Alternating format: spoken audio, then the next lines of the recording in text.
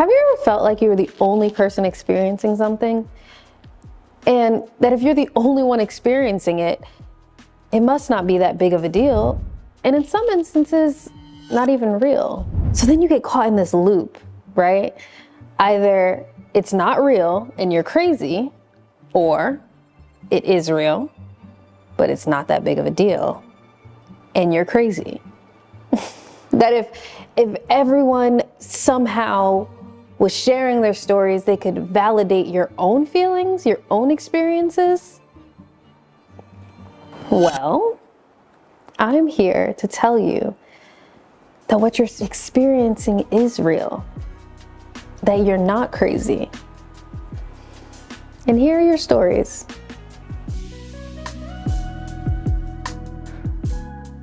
Oh my goodness. My first period was a crazy experience. I was very young, so that just made it 10 times worse for me. So I didn't know it started when we were still young at like 12 or 13. So I was thinking, oh, it's in the future when I'm like 20 or 30, I might get my period. Like, I was so young. I was at church, I don't remember the exact age, 11 or 12. I think we were about to go to the pool. I had my swimsuit on, I was in the bathroom stall, and I was like, what is that? I know it's not ketchup, but I was freaked out. I just put tissue down there until I went home and I explained to my mom. Before I got on birth control, like, the cramps were really bad. All I could really do is drink tea and eat crackers. When I got older, I got on birth control. It wasn't helpful. The doctor said you wouldn't have a period after, but I kept having a period. I had a period for a whole month, and I was like, this is not normal. But it did level itself out, but it just was irregular, and I did not like it. I think I was on and off it for about 6 years because of the pandemic. They were like, yeah, you could just keep it in for an extra 2 years. I was like, okay. So I had to wait. And then finally I went to Planned Parenthood and they took it out for me. And I was like, thank God. I've always had a different identity with my family than I do with my friends and like other people that I meet. Again, I wasn't raised to be loud and proud about myself. I was raised to be a quiet child, or a decent child is a good child, and that's how they raised me. I felt like I couldn't be my bright self with them, and I didn't feel like they would accept me because every time I'd get in trouble, it's always, we didn't raise you like this. I feel silly because I came out at 25 to my parents, and they're like, you're grown, you can do whatever you want. My dad was like, as you get older, you do a lot of things people don't like, but that's your story to tell, and no one else can tell it for you. Oh, it was definitely my mother, most memorable. My aunt was like, you always have the surprises.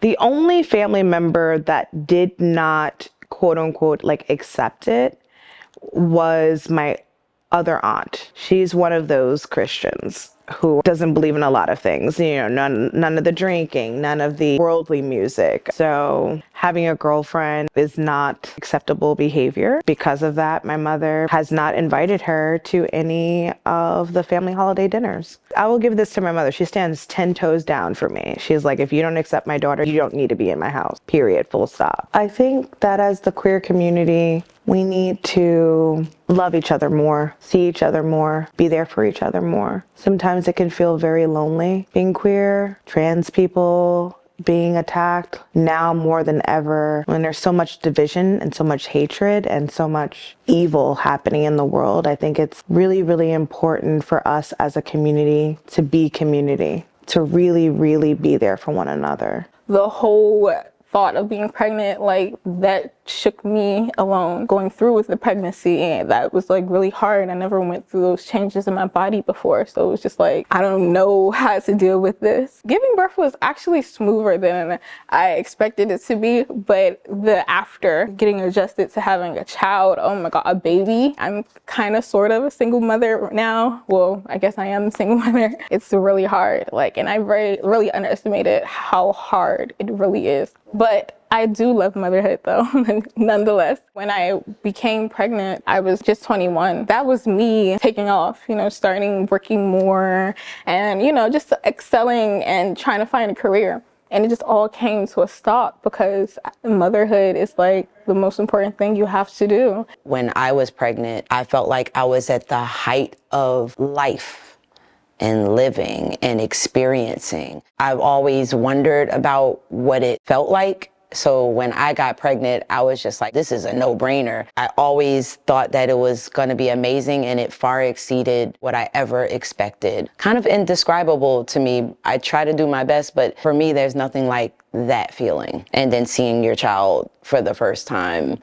and you're like, you were inside of me, and now you're a whole separate person. How did I do that? So childbirth was good for me, actually, except for my first child. I have 4 children. My first child, I was extremely young and I was easily swayed. With my first daughter, I did things that I didn't do with any of my other children. I mean, I took an epidural. I didn't eat properly. Fast forward 8 years, when I had my second child, I had a midwife. I had a different diet, and I had an all-natural childbirth with my other 3 children. And it was good. I didn't have any complications. I breastfed. I'm big now, but honestly, after I had my children, I was smaller then than I am now. What I would say, honestly, I would say, first of all, take a breather because you're going to be frantic. The anxiety is going to go through the roof. You're going to have so many thoughts in your head. And then if you're telling other people, then you're going to have all those people, like their words just attacking you. Because, you know, like everyone has mixed feelings about a pregnancy, you know, when they're in a relationship or whatever relationship you have towards that person. So I definitely tell them to take a breather.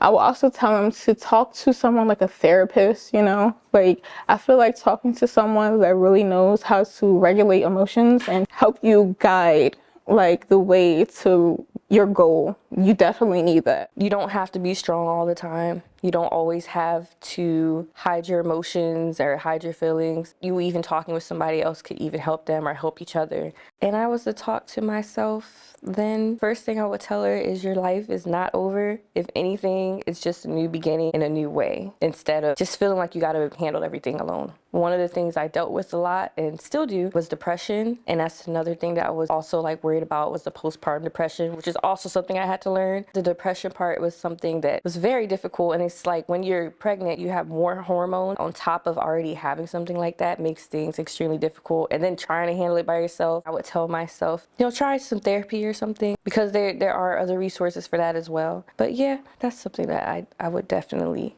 do. Yeah. Dang, I didn't know it'd be this heavy. Moms are the first nurturers, the first teachers.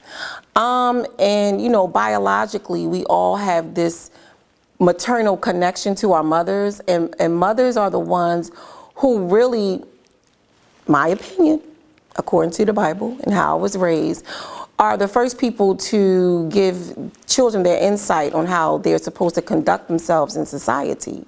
So with that being said, I just feel like moms are the foundation. We are the ones who put ideals into children. I want women to realize that you don't have to have your natural mom. There's people that you can get bits and pieces of this womanhood, warrior woman, whatever it is that you're looking for. And usually you will be guided to those people if you can open yourself up to that. So I had my grandmother, I had my great-grandmother, a woman who was born in 1910. So I was blessed that I didn't have my natural mom, because I wouldn't have all of these other women that lent to who Monique Dupree is right now. I'm Summer Goodman. My name is Janae. Isis. Monique Dupree. Shayla. Paris Savant. My name is Mayoshi Smith. Ray Diva. Bunny. And I'm Always in bloom. Always in bloom. Always in bloom. Always in bloom. And I am always in bloom.